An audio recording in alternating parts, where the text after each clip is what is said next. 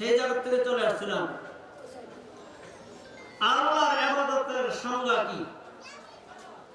সংজ্ঞা হলো নবীজির অনুসরণ করাকেই আল্লাহর ইবাদত বলে। বলেন এক কথা, নবীজির অনুসরণ করাকেই আল্লাহর ইবাদত বলে। আপনি আমি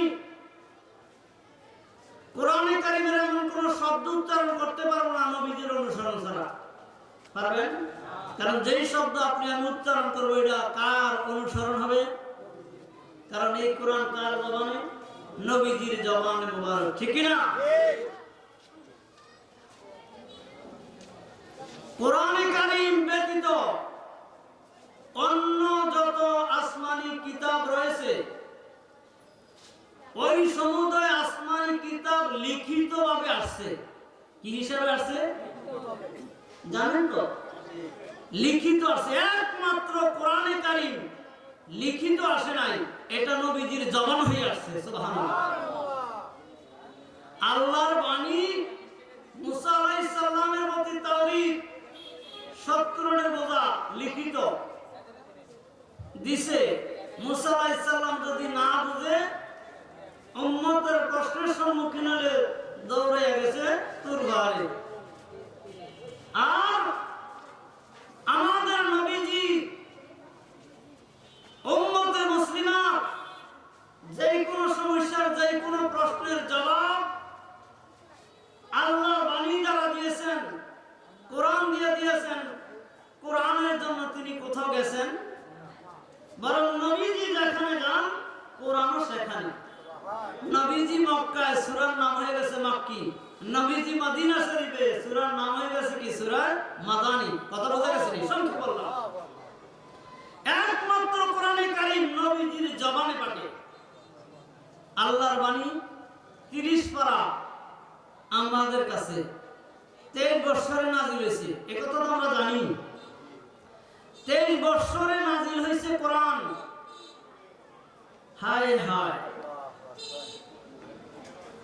নবীজি যাহা বলছে তাহাই তো আল্লাহর বাণী। তো 23 বছরে নাজিল হলো কই? 23 বছরে আমাদের কাছে এই বাণী পৌঁছাইছে।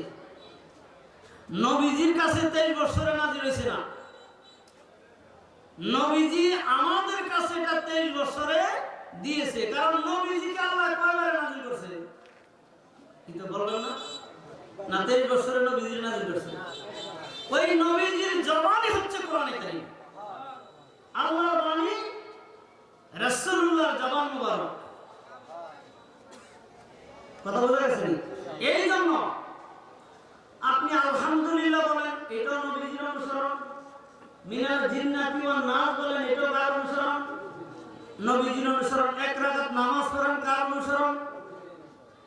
এই জন্য আল্লাহ পাক রব্বুল আলামিন কোরআনে কারীমে বহু জায়গায় মাইয়িতুর রাসূল ফাকাদ আল্লাহ, যে আমার রাসূলের ইত্তেবা করাই হচ্ছে আমি আল্লাহর ইত্তেবা করা।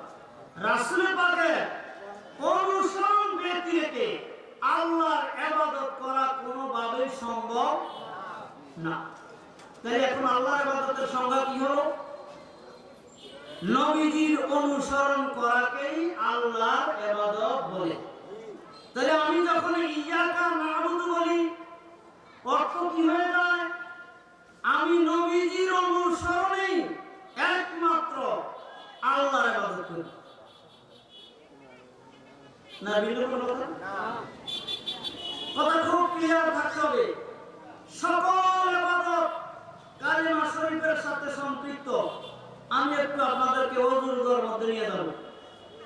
ওযুর দোয়া করি না আমরা? বিসমিল্লাহিল আলিয়্যিল আযীম, মহান আল্লাহর নামে শুরু করছি। আলহামদুলিল্লাহি আলা দীনিল ইসলাম, আলহামদুলিল্লাহ বলছি, আমি দ্বীন ইসলাম গ্রহণ করে নিয়েছি। কি গ্রহণ করছি আমি? আলহামদুলিল্লাহ। খানার পরে বলি আলহামদুলিল্লাহ। ওই পাত্র পছন্দ হয়েছে নিও আলহামদুলিল্লাহ বলে না? না বলে? এই আপনি 10,000 টাকা দিবেন আলহামদুলিল্লাহ। উনি কি করছে? গ্রহণ করছেন। আলহামদুলিল্লাহ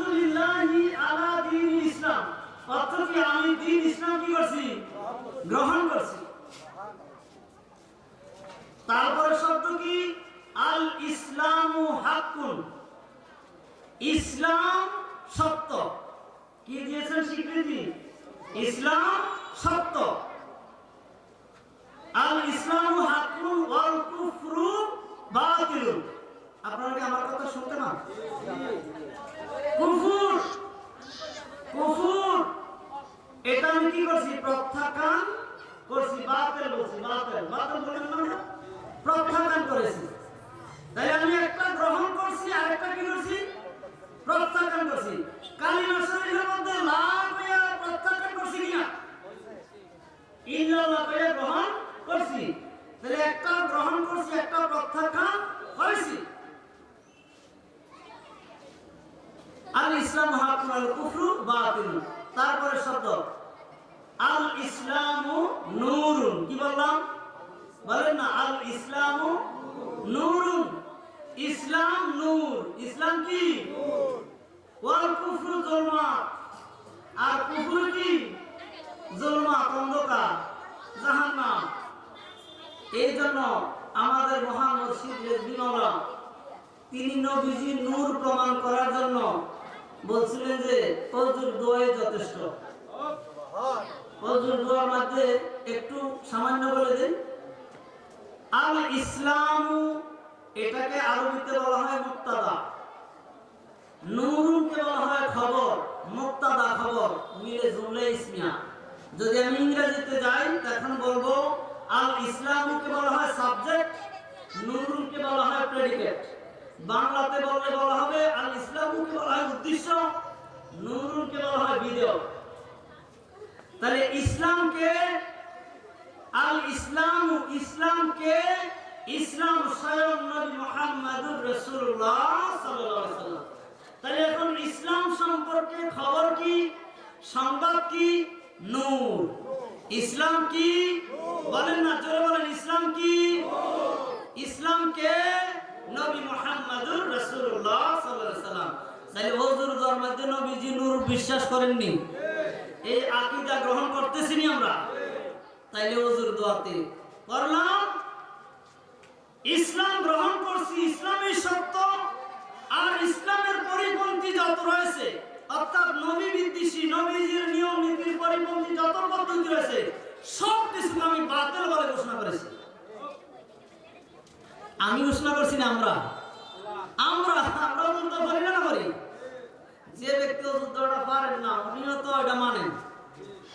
আমি বলছিলাম সকল কিছু দেখেন কালিমা তৈয়বার সাথে সেন্টেন্সে দেখেন একদম মিল আছে। কালিমার মধ্যে যেমনি ভাবে আমি একটা গ্রহণ করছি আর একটা বাদ দিছি, ওযুর দোয়ার মধ্যে একটা গ্রহণ করছি আর একটা। আমি দেখেন সূরা ফাতিহার শেষ লগ্ন আলোচনা যাওয়ার আগে কথাগুলো বলতেছি। এখন আমি সূরা ফাতিহার মধ্যে সিরাতাল লাযিনা আন'আমতা আলাইহিম এটা গ্রহণ করছি। আল্লাহ তুমি আমাদেরকে তোমার অনুগ্রহ প্রাপ্তদের পথে পরিচালিত করো। গায়রিল মাগদুবি আলাইহিম ওয়ালাদ দাল্লিন, আল্লাহ যারা তোমার অনুগ্রহ প্রাপ্তদের বিদ্বেষী, তোমার অনুগ্রহ প্রাপ্তদের দুশমনি করে, দুশমন প্রদ্বষ্ট, আমাকে তাদের দলে নিও না। তাহলে এক দলে যেতাম চাই, এক দলে থেকে বিরত থাকতে চাই, ঠিক কি না? তো বলতেছিলাম, তাহলে আমি সংক্ষেপে বুঝাচ্ছিলাম যে গোটা কোরআনে কারীম, হাদিস শরীফ, ইজমা, কিয়াস, ফিকহ, তাফসীর যা কিছু আইম্মে কেরাম সকলের একমত, এই শুধুমাত্র রয়েছে একটা আদেশ আর একটা কি নিষেধ। একটার আদেশ আর একটা নিষেধ। তাই আমরা নিজেকে আল্লাহর দরবারে উপস্থাপন করছি, একটাকে গ্রহণ করছি আর একটাকে বাদ দিছি। কথা বোঝা গেছে? গ্রহণ করলাম না, আল ইসলামু হাক্কুন কে গ্রহণ করছি, ওয়াল কুফরু বাতিলুন কে বাদ দিছি। তাহলে একটা গ্রহণ করি আর একটা বর্জন করি। আসেন হাজিরিন, আল্লাহ রাব্বুল আলামিন কোরআনে কারীমে সূরা হাশরের আমি 7 নম্বর আয়াতের একটি অংশ তেলাওয়াত করেছিলাম খুতবাতে। ইয়া আইয়ুহাল্লাযিনা আমানু, হে ঈমানদারগণ। প্রতি আয়াতের মধ্যে রয়েছে, আমি সূরা হাশরের থেকে যে জায়গায় তেলাওয়াত করেছি, ফামা আতাকুমুর রাসূলু আব্দাহু। খুব খেয়াল, আল্লাহ পাক ঘোষণা করেন মা আতাকুমুর রাসূলু, তোমাদের রাসূল তোমাদের জন্য যা কিছু নিয়ে এসেছে, যাহা কিছু নিয়ে এসেছে, ফাখুযুহু, তোমরা তাহা গ্রহণ করো, ধরো, মানো। ওয়ামা নাহাকুম আনহু ফান্তাহু, আর তোমাদের রাসূল যা কিছু নিষেধ করে, যে সকল বিষয় নিষেধ করেছে, এগুলা থেকে তোমরা বিরত থাকো, বর্জন করো। তাহলে আদেশ নিষেধ নিয়ে এমনি ভাবে আপনি যদি কোরআনে কারিমের শুরু থেকে শেষ পর্যন্ত পড়েন, মূল যে জায়গাটা আমরা পাবো, একটাকে গ্রহণ করো আর একটাকে বর্জন করো, একজনের সাথে সম্পর্ক করো আর একজনের সাথে সম্পর্ক ছিন্ন করো। কথা বোঝা গেছে? হালালকে গ্রহণ করো, হারামকে, হালাল হারাম আসেনি। এই জন্য আমি আরেকটি জিনিস বোঝানোর জন্য, নিষেধ একটা হলো আদেশ আর একটা কি নিষেধ। এই নিষেধের বিষয়টা দুইটা। ফিকহ কিতাবের মধ্যে রয়েছে এই নিষেধ যে বিষয়টা, এটাকে দুই ভাগে ভাগ করা হয়েছে।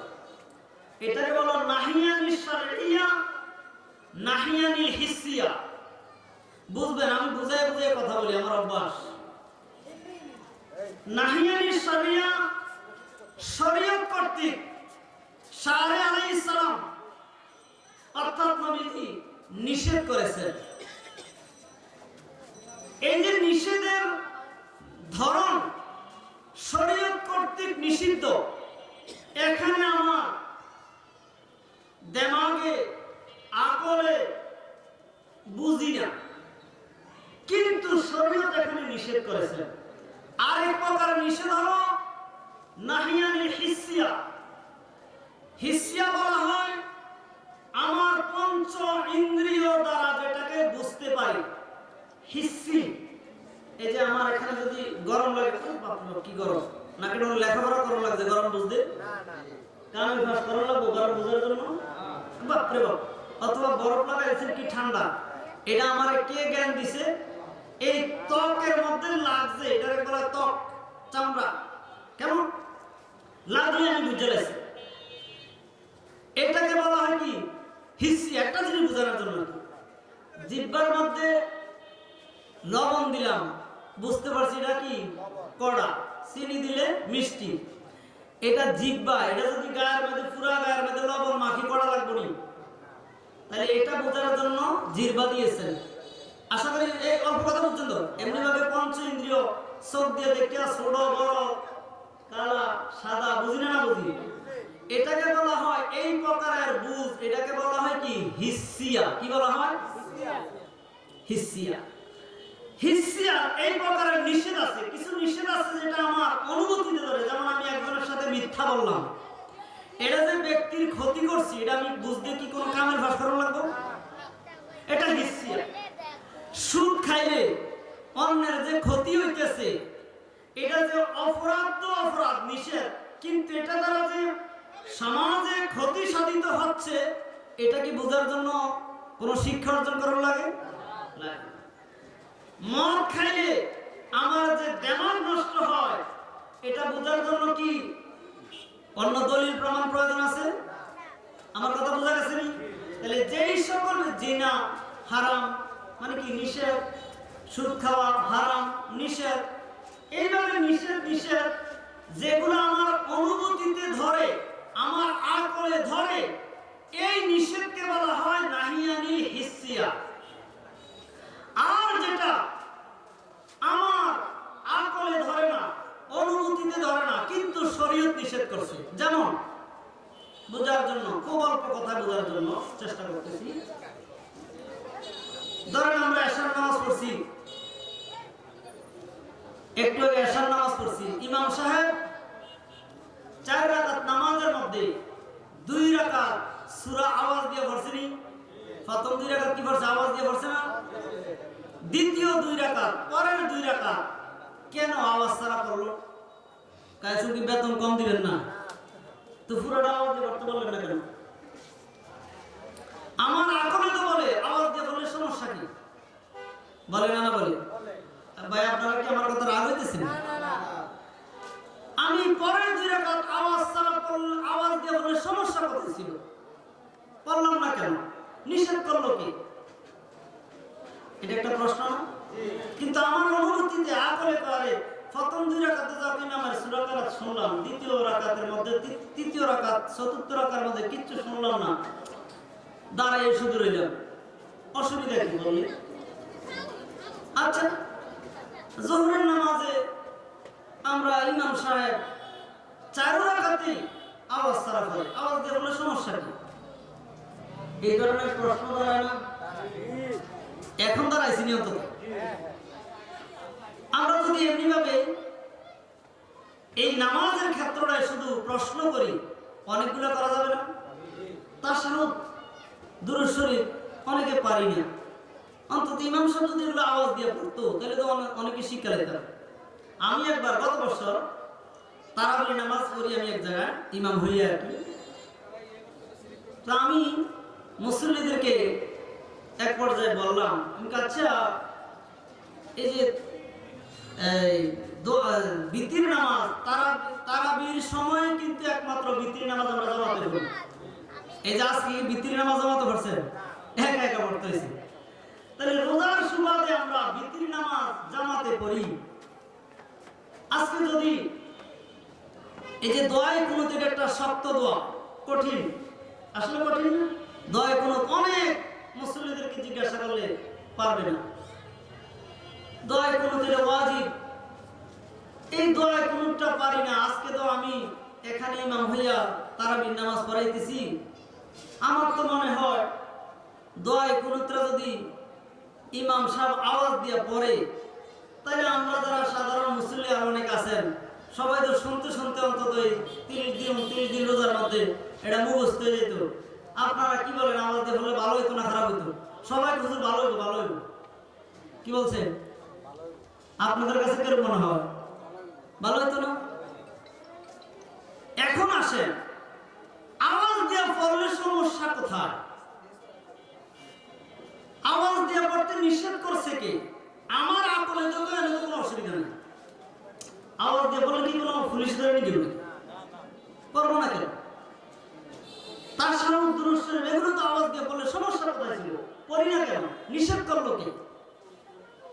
হে উপস্থিতি হাজিরিন, বলছিলাম নিষেধরা 2 প্রকার। একটা আমি বুঝি মিথ্যা কথা বললে অন্যের হক, আর একজনের যদি দান্ডি কাটতে লই যায়, এটা যে তার হক নষ্ট করছে, এটাকে আমি বুঝি না। এটা তো আমি বুঝতেছি না, এই নিষেধ, এর কাছে ঘরের হক খাইও না, নিষেধ আসেনি? অন্যের হক নষ্ট করিও, চুরি করিও, তো এই নিষেধ তো আমি বুঝতেছি, চুরি করলে ক্ষতি হয়, এটা আবু জেহেলও বুঝছে না? বুঝে না? এই নিষেধের উপরে কোন প্রকারের আপত্তি পূর্ব হইতেছিল না। যেগুলা ক্ষতি হয় আকলে ধরে, এই নিষেধের উপরে আপত্তি কোনো কালেই ছিল না। যেই সকল নিষেধ আমার আকলে ধরে না, আমি মনে করতেছি তো অসুবিধা কি? এইগুলোই মূলত নিয়া বিতর্ক। যেমন আমি এখন তর্ক দিলাম অনেকগুলা, অসুবিধা কি? আসলে নিষেধ করছে কে? নিষেধকারী কে? দেখেন, নবীজি ঘোষণা করে দিয়েছেন, সাল্লু কামা রাআইতুমুনি উসাল্লি। তোমরা আমাকে যেমনি ভাবে নামাজ পড়তে দেখো তেমনি ভাবে নামাজ পড়ো। এখন নবীজি 2 রাকাত আওয়াজ দিয়ে পড়ছে, বাকি 2 রাকাত আওয়াজ ছাড়া পড়ছে। একটা হলো সিররি আর একটা হলো জেহরি। জেহরি মানে আওয়াজ দিয়ে পড়া, সিররি মানে নীরবে পড়া। এখন নবীজি পড়ছে নীরবে, আমাদের আর এখন আওয়াজ দিয়ে পড়ার আর কোনো সুযোগ নাই। যতই আমার যুক্তি বুদ্ধি দেই না কেন, আমার আকলে যতই সুবিধা বুঝুক না কেন, শরীয়ত যদি আমি মানি, নবীজি যাহা নিয়ে এসেছে, মা আতাকুমুর রাসূলু